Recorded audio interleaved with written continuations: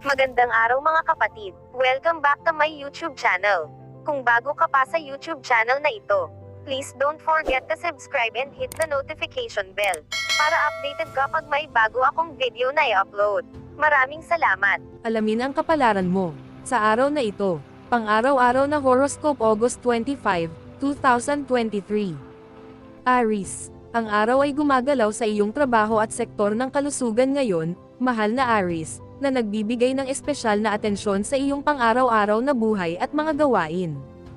Gayunpaman, ang Mercury ay humihinto at lumiliko sa parehong bahagi ng iyong solar chart, na nagpapahiwatig ng pangangailangang pinuhin, obserbahan, at pabagalin. Ang retrograde cycle na ito, na tumatagal hanggang ika-15 ng Setyembre, ay maaaring magbago ng iyong pag-iisip at magbago ang iyong isip tungkol sa mga kamakailang desisyon. Ang mga lumang problema sa trabaho, kalusugan, o mga gawaing bahay ay maaaring muling lumitaw sa mga susunod na linggo, at ang mga proyekto na sa tingin mo ay nakumpleto ay maaaring mangailangan ng ilang muling paggawa, o maaari kang naghihintay ng impormasyon. Ngayon, maging mas maingat sa iyong sasabihin at lagdaan. Kapag nalampasan na ang umbok na ito, gayunpaman, may magandang lakas para sa pagtatrabaho sa pagpino at pag-edit ng mga proyekto at pag-repaso sa trabaho, mga gawain, mga gawi, at mga usapin sa kalusugan. Layunin na pabagalin at asikasuhin ang mga bagay na dinaanan mo nang nagmamadali. Sa kabutihang palad, ang cycle na ito ay may kakaibang paraan ng pagbubunyag ng mga detalye na dati mong hindi napapansin. Ang mga pagpipino na gagawin mo habang nagnanavigate ka sa mga pagkaantala ay maaaring maging lalong mahalaga sa ibang pagkakataon. Lucky number for the day, 6. Lucky colors for the day, black at white. Taurus, sa paglipat ng araw sa iyong sektor ng kagalakan ngayon, mahal na Taurus, ang mga kasiyahan sa lipunan ay higit na kaakit-akit kaysa sa mga praktikal na aktibidad sa susunod na buwan. Ngunit sa pagbabalik ng Mercury sa parehong sektor ngayon, panoorin ang labis na pag-iisip na malikhain at romantikong mga bagay. Maaaring kailanganin mong suriin at i-backtrack ang mga lugar na ito, ngunit hindi ito kasing apura gaya ng iniisip mo. Ang pag-retrograde ng Mercury ay tumatagal hanggang ika-15 ng Setyembre, at ito ay panahon para sa pagbagal, pag-imbento, at pagrepaso sa mga kasalukuyang proyekto. Lalo na sa panahon ng paglipat, posible ang mga pagkasira ng komunikasyon. Suriin at suriin muli ang iyong mga numero ngayon at bukas, lalo na. Ang malikhaing proseso ay maaaring makaramdam na parang umuurong ito kapag, sa katunayan, ito ay higit pa sa isang proseso ng muling pag-aayos. Ito ay isang oras kung saan iniisip mo at ipinapahayag ang iyong sarili sa iba't ibang paraan.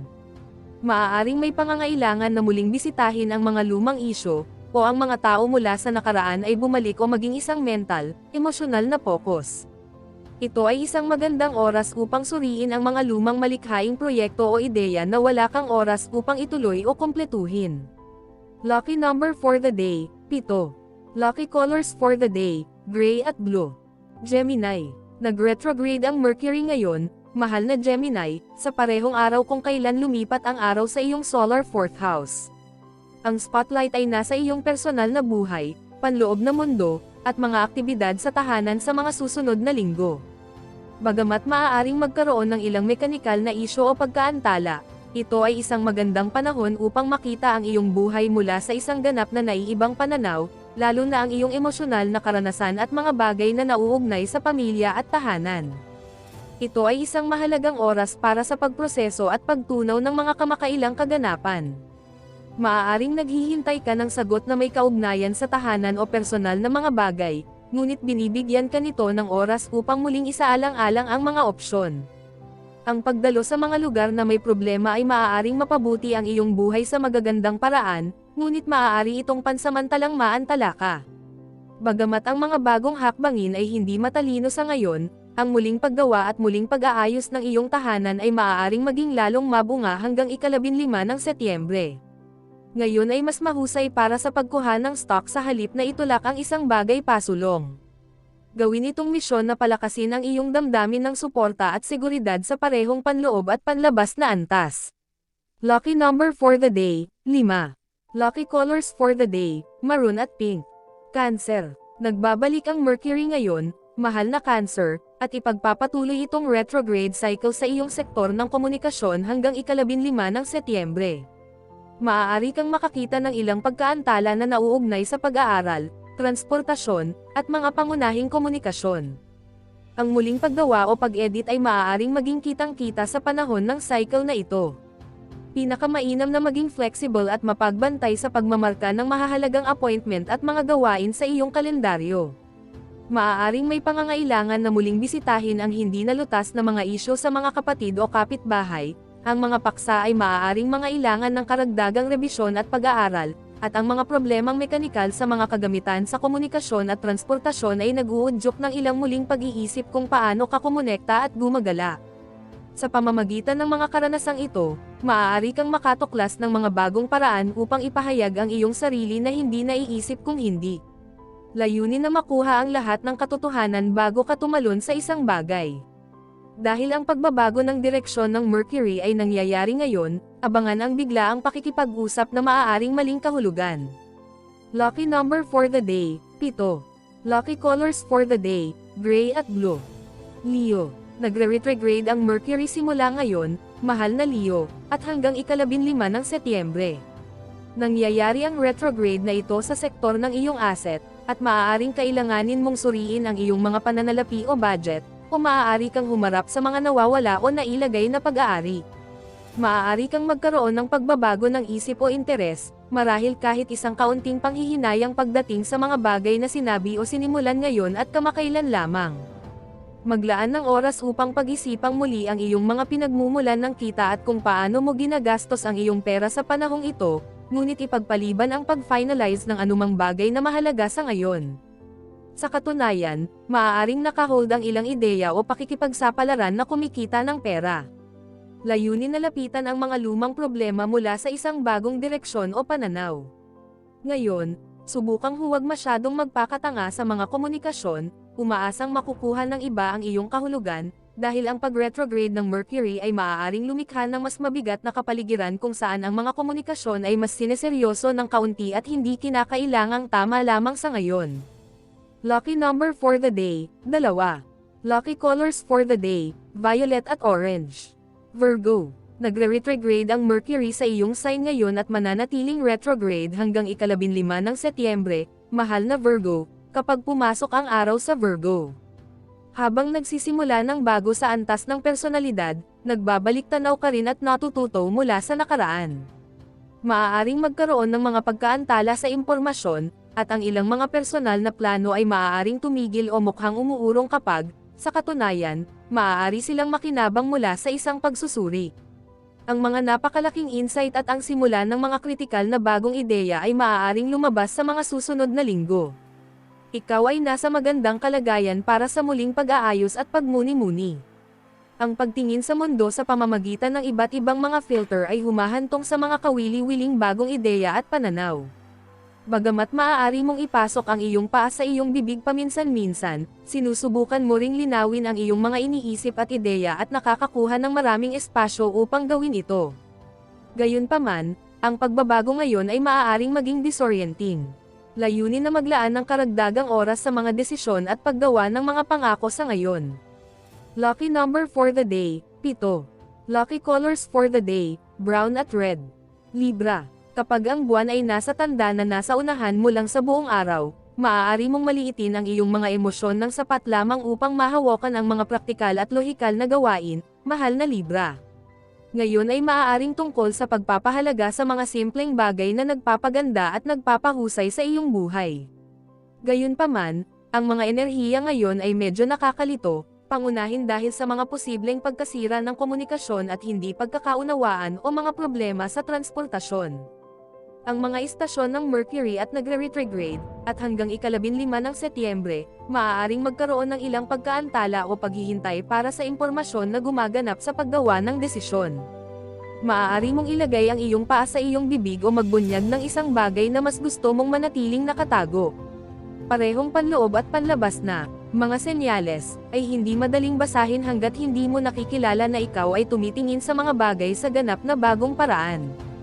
Abangan ang panlilinlang at kasinungalingan sa iba. Layunin na maging mas malinaw kapag nakikipag-usap tungkol sa iyong panloob na mundo, o maglaan ng oras na ito upang muling suriin ang mga isyu sa halip na ibahagi ang mga ito ng maaga. Ito ay isang magandang cycle para sa muling paggawa at pagpino sa gawaing ginagawa na, para sa pag-journal, at para sa pag-backtrack sa nakaraan upang makahanap ng mga sagot na dati mong hindi napapansin. Lucky number for the day, 4. Lucky colors for the day, orange at white. Scorpio. Nag-retrograde ngayon ang Mercury sa iyong sektor ng lipunan ngayon, mahal na Scorpio, sa sandaling lumipat ang araw sa bahaging ito ng iyong chart. Habang ang iyong mga layunin sa kaligayahan ay nasa spotlight, ang ilan sa iyong mga kamakailang ideya, plano, o desisyon ay maaaring magkaroon ng mga pagkaantala habang ang Mercury ay nagre-retrograde mula ngayon hanggang ika-15 ng Setyembre. Ang pagkakaibigan ay maaaring maging mas mahirap hawakan ngayon, o maaaring may mga dating kakilala na muling lumitaw, o maaaring mong isaalang-alang ang pakikipag-ugnayan sa isang matandang kaibigan. Maaaring umiikot ang mga maling lead o hindi gaanong sinaliksik na payo. Maaaring may ilang malabo na pag-iisip o hindi pagkakaunawaan ngayon at bukas habang nangyayari ang pagbabago. Halimbawa, posible ang mga crossed wire at nakakainis na mga ditor, na ginagawang pinakamahusay na maiwasan ang malalaking desisyon o pagbabago. Gayunpaman, ang mga hindi napapansing detalye ay maaaring mahayag sa mga susunod na linggo, na magbibigay sa iyo ng pagkakataong magbago ng isip o gumawa ng mahahalagang pagpipino at pag-edit. Panatilihing magaan ang mga bagay at maghangad na magsaya sa iyong sarili sa halip na tumuon sa maliliit na bagay na maaaring mali. Lucky number for the day, 9. Lucky colors for the day, red at pink. Sagittarius, hanggang maaga bukas, nagpapatuloy ang buwan sa iyong sektor ng privacy, mahal na Sagittarius, na iginuguhit ang iyong atensyon sa mga behind the scenes, background, at pribadong mga bagay. Makatuwirang alisin ang kaunting presyon upang mag-refresh, magpahinga, magmuni-muni, at marahil ang pinakamahalaga, muling magsama-sama. Nagre-retrograde ang Mercury, at pinakamainam na maging flexible sa iyong schedule dahil posible ang mga mix-up habang nagaganap ang istasyon ngayon. Bagamat ito ay isang malakas na oras para sa pagpino ng mga pangmatagalang layunin at mga proyekto sa karera, maaaring magkaroon ng ilang pagkalito sa paligid ng mga plano sa negosyo o komunikasyon sa mga susunod na linggo. Sa pag-retrograde ng Mercury hanggang ika-15 ng Setyembre, ito ay isang magandang panahon para sa pagsusuri ngunit hindi ang pinakamahusay na panahon para sa malinaw na mga sagot. Ang mga bakya ng impormasyon ay malamang. Habang naghihintay ka para sa impormasyong kailangan mo, maaari mong muling isaalang-alang ang mga bagay, ngunit kung magagawa mo, hintayin ito bago gumawa ng mga conclusion. Maaaring isang magandang ideya na manatili sa mga proyekto na nasa mesa o sa mga gawa sa halip na kumuha ng mga bagong pagsisikap. Gayunpaman, isa-puso na ito ay isang malakas na panahon para sa pagtingin sa nakaraan para sa mga sagot sa kung paano pamahalaan ang mga kasalukuyang responsibilidad, pati na rin para sa pag-edit ng iyong trabaho at pagmamasid sa mga uso. Lucky number for the day, 7. Lucky colors for the day, yellow and blue. Capricorn. Ang araw ay pumapasok sa iyong sektor ng espiritu ngayon, mahal na Capricorn, at ikaw ay naghahanap sa unahan ng may higit na optimismo. Gayunpaman, ang mga istasyon ng Mercury ay nagre-retrograde ngayon sa parehong sektor, at maaaring magkaroon ng ilang tendency sa mental clamor at nervyos habang isinasaalang-alang mo ang iyong mga mas mahabang plano. Bagamat mahalaga sila sa iyo, lalo na sa mga darating na linggo, subukang patahimikin ang ingay ng sobrang pag-iisip at hayaang maramdaman mo rin ang gusto mong gawin. Pinakamainam na maging maingat sa kung paano mo ipahayag ang iyong sarili sa pamamagitan ng parehong nakasulat at binibigkas na salita sa ngayon. Maging malinaw sa iyong mga komunikasyon, dahil posible ang mga hindi pagkakaunawaan habang nagbabago ang direksyon ng Mercury. I-save ang napakahalagang mga talakayan kung kailan hindi gaanong maramdamin ang mga tao at kapag mas malinaw ka. Gayunpaman, habang nagre-retrograde ang Mercury hanggang ika-15 ng Setyembre, nasa mabuting kalagayan ka para magtrabaho o mag-edit ng mga proyektong ginagawa na o bumalik sa mga pag-aaral na nakahold. Maaari itong maging isang oras upang makahinga at matuto ng higit patungkol sa kung ano ang gusto at kailangan mo. Kung ang iyong isip ay gumagalaw ng mas mabilis kaysa sa iba sa iyo kamakailan, ito ay isang oras para sa catch-up. Ngunit mag-ingat sa pagpapakita ng mga ideya, pagsulat ng mga liham at email, at anumang detalyadong gawain. Maaari mo lamang makita ang bahagi ng larawan ngunit maaari mong tingnan ang mga bagay mula sa isang kapaki-pakinabang na bagong pananaw. Lucky number for the day, 2. Lucky colors for the day, pink at white. Aquarius. Sa paglipat ng araw sa iyong solar na ika-8 bahay ngayon, mahal na Aquarius, ang mga susunod na linggo ay nagbibigay diin sa pagsasaliksik, pagpipino ng mga plano, pag-aaral tungkol sa isang relasyon, pagtuklas kung ano ang nakakaakit sa iyo, at personal na pagsisiyasat ng sarili. Nagbabalik ang Mercury sa parehong sektor na ito, at habang maaaring magkaroon ng ilang paghina, makikita mong kapaki-pakinabang ang susunod na 3 linggo para sa pagsusuri at pagre-rebisa ng ilang partikular na bagay. Pinakamainam na mag-budget ng higit pa sa paggastos, pagpapahiram, o paghiram hanggang ika-15 ng Setyembre. Bagamat ang tendensya ay makaligtaan ang mahahalagang tagubilin o mga detalye ngayon, habang mas nasanay ka sa enerhiyang ito, makakahanap ka ng mga paraan upang gawin itong gumana para sa iyo. Posibleng ang barado na impormasyon ay nagbibigay sa iyo ng pagkakataong pag-isipang muli ang mga bagay. Maaaring madalas kang bumaling sa nakaraan upang maunawaan ang kasalukuyan. Ang mga pananalapi ay nararapat na espesyal na atensyon, lalo na ang mga ibinahaging pera at ari-arian o mga pautang at mga bayad sa suporta. Maaaring may mga pagkaantala o kawalan ng katiyakan ang mga lugar na ito, ngunit aayusin mo ang mga matagal ng isyo o tuklasin ang mga nakatago o hindi napapansing mga mapagkukunan. Isaalang-alang na ang mga hindi pagkakaunawaan o hindi tiyak na mga sitwasyon ay malamang, ngunit ang mga paglihis na gagawin mo bilang resulta ng mga bagay na ito ay maaaring maging mahalaga. Lucky number for the day, 8. Lucky colors for the day, violet at red. Pisces.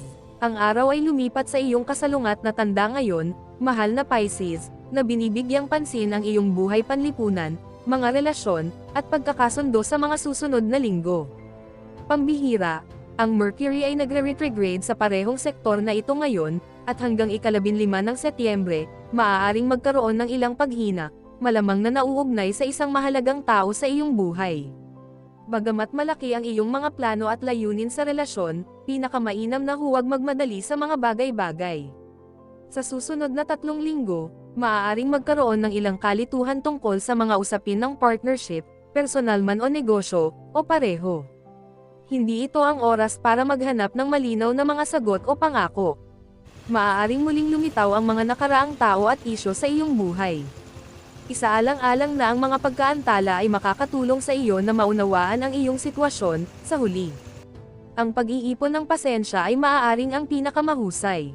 Maaaring makaramdam ka ng stop paminsan-minsan, ngunit ang pagmuni-muni sa huli ay nagsisilbing mabuti sa iyo.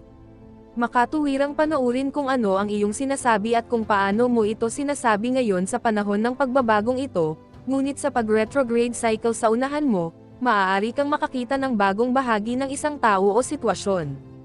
Lucky number for the day, 3. Lucky colors for the day, gray at blue. Special shout out to the following. Special shout out kay Sir Mario Cesar. Thank you for watching, sir. Special shout out kay Ma'am Zenaida Saplio. Thank you for watching, ma'am. Special shout out kay Ma'am Gemma Laurente. Thank you for watching, ma'am.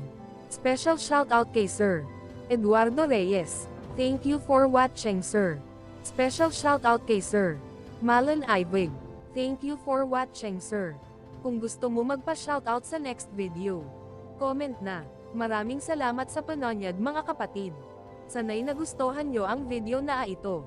Please don't forget to subscribe and hit the notification bell para updated kapag mayroon akong bagong video na upload. See you in my next video.